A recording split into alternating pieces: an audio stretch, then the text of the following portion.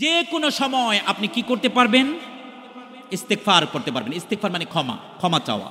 এটা short time, যে কোনো টাইম। আপনি চলতেছেন, ইস্তেগফার পড়েন। হাঁটতেছেন, ইস্তেগফার পড়েন। আপনি কাজ করতেছেন, ইস্তেগফার পড়েন। আপনি যে কোনোটা কাজের মধ্যে ব্যস্ত আছেন, ইস্তেগফার পড়েন। আপনি হাল চাষ করতেছেন, ধান কাটতেছেন, তখন আপনি কি করেন? ইস্তিগফার পড়েন। আল্লাহু আকবার কইবেন না?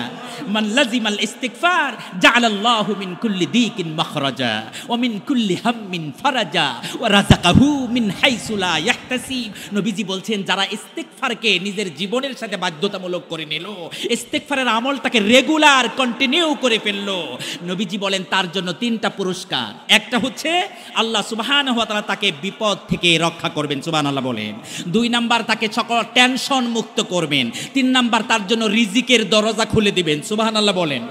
ওয়া রাযাকাহু মিন হাইসু লা ইয়াহতাসিব, এমন রিজিক আল্লাহ তাকে দিবেন সে ধারণাও করতে পারবে না। আল্লাহু আকবার কইবেন না? সম্মানিত ভাইরা, আর একটা পুরস্কার আছে। যারা বেশি বেশি করে ইস্তিগফার পড়বে তাদের জন্য আরেকটা পুরস্কার হলো আল্লাহ তাআলা তাকে মুস্তাজাবুদ দাওয়াত বানিয়ে দিবেন। যে দোয়া করবে সেই দোয়াই কবুল করবে কে? আপনাদেরকে একটা ঘটনা শোনাই। ইমাম আহমদ বিন হাম্বল, আপনাকে নাম শুনেছেন। ইমাম আহমদ বিন হাম্বল, যিনি মুসনাদে আহমদ হাদিসের কিতাব লিখেছেন, বিশাল হাদিসের ভান্ডার, অনেক বড় হাদিসের কিতাব লিখেছেন। ইমাম আহমদ বিন হাম্বল আল্লাহর একজন ওলি, বুজুর্গ মানুষ। হাদিস সংগ্রহ করার কাজে তিনি সফরে বের হলেন। সফরে বের হওয়ার পর শীতের রাত, কুয়াশার রাত, কনকনে শীত। তখন তিনি মাগরিবের নামাজ পড়লেন এক মসজিদে, এশার নামাজ পড়লেন আরেক মসজিদে। এশার নামাজ পড়ে চিন্তা করলেন, আজকে এই শীতের রাতে আর বের হব না, এই মসজিদের মধ্যে থাকব। মসজিদের মধ্যে থাকার জন্য তিনি পারমিশন চাইলেন। মসজিদের খাদেম বলল, হুজুর এই মসজিদে থাকার কোনো পারমিশন নাই। যখন বলল এই মসজিদে থাকার কোনো পারমিশন নাই, তখন হুজুর কি করলেন? তার পাণ্ডুলিপিগুলো কিছু সাথে ছিল, ওগুলো নিয়ে, তার ব্যাগটা সাথে নিয়ে তিনি বের হয়ে গেলেন। ওই খাদেম কিন্তু হুজুরকে চিনে নাই। জোরে বলেন আল্লাহু আকবার। বের হয়ে গেলেন, একটা বাজার পড়লো সামনে, দেখলেন দোকানের মধ্যে টিম টিম টিম টিম আলো জ্বলতেছে, লাইট জ্বলতেছে, দোকানের মধ্যে চুলা জ্বালানো দেখা যায়। ওই দোকানওয়ালাকে সালাম দিলেন। দোকানওয়ালা হলো রুটির বিক্রেতা, রুটি বানায়া বানায়া বিক্রি করে। ওই রুটিওয়ালাকে সালাম দিয়ে বললেন, ও রুটিওয়ালা ভাই, আমি তোমার কাছে তোমার দোকানে আজকে রাতটা একটু থাকতে চাই, তুমি কি রাজি অনুমতি দিবে? রুটিওয়ালা খুশি হয়ে গেলেন হুজুরকে দেখে। রুটিওয়ালা বললেন, হুজুর গো, আপনাকে কংগ্রেচুলেশন, আপনাকে মোবারকবাদ, আসেন, আপনি আসেন। হুজুর ওই চুলার জ্বালানো চুলা, ওই চুলার পাশে বসে আছেন, আর হুজুরে লক্ষ্য করছেন ওই লোকটা কি করে। ওই লোকটার মুখের দিকে তাকায় আছেন। ওই লোকটা কে দেখলেন, মুখ দিয়া বিড়বিড় বিড়বিড় করে আস্তাগফিরুল্লাহ পড়ছেন। বারবার তিনি আস্তাগফিরুল্লাহ পড়ছেন। যতবার আটার মধ্যে হাত দেয় পড়ে আস্তাগফিরুল্লাহ, যতবার তিনি গুলকি বানায় ততবার বলে আস্তাগফিরুল্লাহ, যতবার খামির বানায় ততবার বলে আস্তাগফিরুল্লাহ, যতবার রুটি পিষে ততবার বলে আস্তাগফিরুল্লাহ। চুলার মধ্যে যখন দেয় তখনও বলে আস্তাগফিরুল্লাহ, চুলা থেকে নামানোর পর তখনও বলে আস্তাগফিরুল্লাহ, যখন কাস্টমারদের কাছে বিক্রি করে তখনও বলে আস্তাগফিরুল্লাহ। হুজুর বললেন, ও রুটিওয়ালা ভাই, ব্যাপার কি, ব্যাপার কি? আমি অনেক সময় লক্ষ্য করলাম তুমি অসংখ্যবার আস্তাগফিরুল্লাহ পড়ছ, ব্যাপার কি? তখন রুটিওয়ালা বলল, হুজুর গো, এ আস্তাগফিরুল্লাহ যেদিন থেকে আমি ধরেছি, আমার জীবনের সাথে আমি মানিয়ে নিয়েছি, বাধ্যতামূলক করে নিয়েছি, এই আমলটাকে যত দিন পর্যন্ত আমি কন্টিনিউ করছি, আমি এটার একটা রেজাল্ট পেয়েছি। আল্লাহ তাআলা আমাকে মুস্তাজাবুদ দাওয়াত বানিয়ে দিয়েছেন। আমার সকল চাওয়াগুলো, দোয়াগুলো আল্লাহ তাআলা কবুল করে নিয়েছে। কিন্তু দুঃখের বিষয় হুজুর গো, দুঃখের বিষয় হলো আমার এখনো পর্যন্ত একটা দোয়া কবুল হয় নাই, একটা দোয়া কবুল হয় নাই, এই জন্য আমি একটু টেনশনে আছি। বলল, কি তোমার এমন দোয়া আছে যে দোয়াটা তোমার এখনো পর্যন্ত কবুল হয় নাই? তখন ওই লোকটি বলল, হুজুর, আমি এই জামানার শ্রেষ্ঠ মুজাদ্দিদ, এই জামানার শ্রেষ্ঠ বুজুর্গ, এই জামানার শ্রেষ্ঠ ওলি, আহমদ বিন হাম্বলের সাথে দেখা করতে চাই। আমি ইমাম আহমদ বিন হাম্বলকে একটু দেখতে চেয়েছিলাম। আল্লাহকে বলেছি, আল্লাহ গো তুমি আমাকে ইমামের সাথে দেখা করে দিও, কিন্তু এই দোয়াটা এখনো পর্যন্ত আমার কবুল হয় নাই। হুজুর বসা থেকে পরিচয় ততক্ষণ দেওয়া হয় নাই। এখন হুজুর বসা থেকে দাঁড়িয়ে গেলেন, ওই রুটিওয়ালাকে জড়িয়ে ধরলেন, কোলাকালি করলেন। হুজুর কেঁদে কেঁদে বললেন, ও রুটিওয়ালা ভাই, তুমি এমন মুস্তাজাবুদ দাওয়াত হয়ে গেছো, তোমার এই দোয়াও যিনি কবুল করেছেন তিনি কে?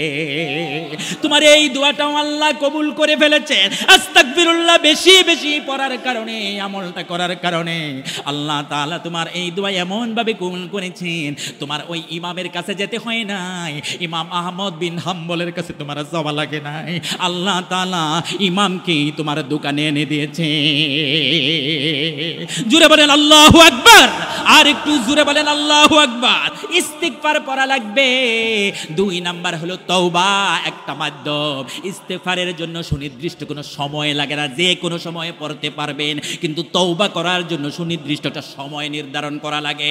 আপনি সময় নির্ধারণ করবেন, 4টা শর্ত পালন করবেন। জুড়ে বলেন কয়টা? 4টা শর্ত পূরণ করবেন। আপনি নিজের গুনার কথা আপনি স্বীকার করবেন, অপরাধের কথাগুলো স্বীকার করা লাগবে। 1 নাম্বার হলো গুনার কথাগুলো স্বীকার করা লাগবে। কার কাছে? 1 নাম্বার হলো আল্লাহর কাছে গুনার স্বীকৃতি দেওয়া লাগবে।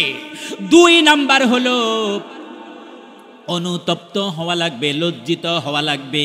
3 নাম্বার হলো আল্লাহর সাথে প্রতিজ্ঞাবদ্ধ হওয়া লাগবে, কমিটমেন্ট করা লাগবে, আল্লাহকে কথা দেওয়া লাগবে, ওয়াদাবদ্ধ হতে হবে, আর জীবনে ওই গুনাহগুলো করবে না।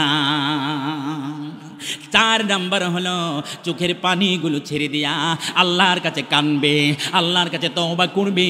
আল্লাহ বলেন, আমার বান্দা বান্দিরা যখন গুনার কথা মনে করে ভিখুকের মতো, কাঙালের মতো যখন কান্দে, চোখের পানিগুলো যখন ছেড়ে দেয়, গাল বেবে নাকের ডগা আসার আগে আমি আল্লাহ তাআলা মাফ করে দিই। জোরে বলেন আল্লাহু আকবার।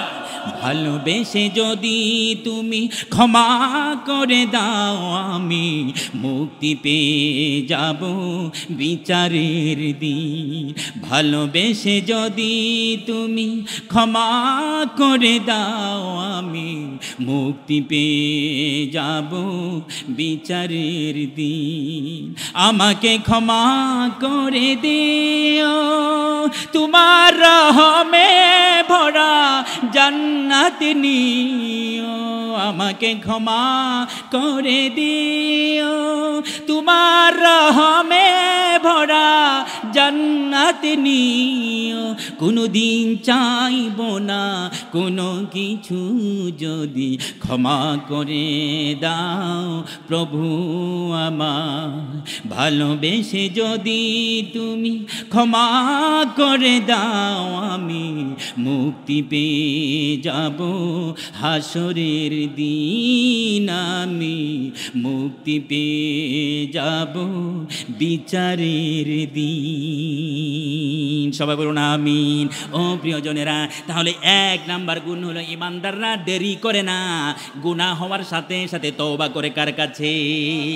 শুধুমাত্র জালেম, স্বৈরাচার, ফ্যাসিবাদী, অন্যায়কারী এরাই শুধুমাত্র আল্লাহর কাছে তওবা করে না, অনুতপ্ত হয় না। ঠিক কিনা বলেন? এই জন্য আল্লাহ বলেছেন, ইন্নাল্লাহা লা ইয়াহদিল কওমাজ জালিমিন। আল্লাহ জালেমদেরকে হেদায়েত করেন না। আল্লাহ জালেমদের প্রতি বিরক্ত, কারণ জালেমরা কোনোদিন অনুতপ্ত হয় না, অনুশোচনা করে না, আল্লাহর কাছে অপরাধের স্বীকার করে না, মানুষের কাছেও ক্ষমা চায় না। ঠিক কিনা বলেন? এই জন্য আল্লাহ বলেছেন, ওয়ালা তারকানু ইলাল্লাযিনা যালামু ফাতামাসসাকুমুন নার। জালেমদেরকে তোমরা বন্ধু বানাবে না, জালেম ফ্যাসিবাদী স্বৈরাচারদেরকে তোমরা সাপোর্ট করবে না, তাদেরকে সমর্থন করবে না, তাদেরকে বন্ধু বানাবে না, তাদের জন্য মায়া কান্না করবে না, তাদেরকে সাথী বানাবে না, তাদের দিকে ঝুঁকে পড়বে না।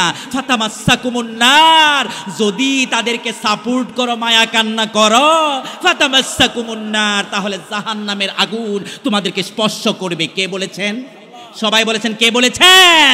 এই জন্য বলি, তওবা করে না শুধু যারা জালেম স্বভাবের তারা, কিন্তু যাদের ভিতরে সিটা ফুটা ইমানও আছে, তারা অনুতপ্ত হয় কার কাছে?